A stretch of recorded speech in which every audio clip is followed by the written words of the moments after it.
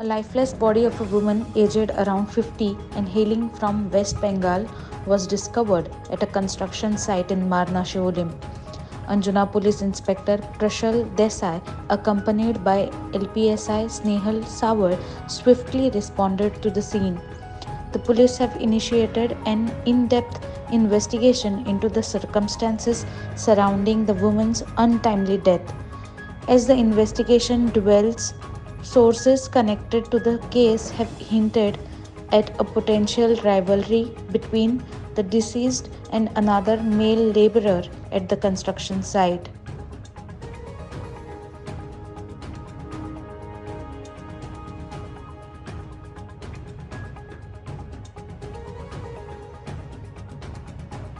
Bureau Report, Herald TV.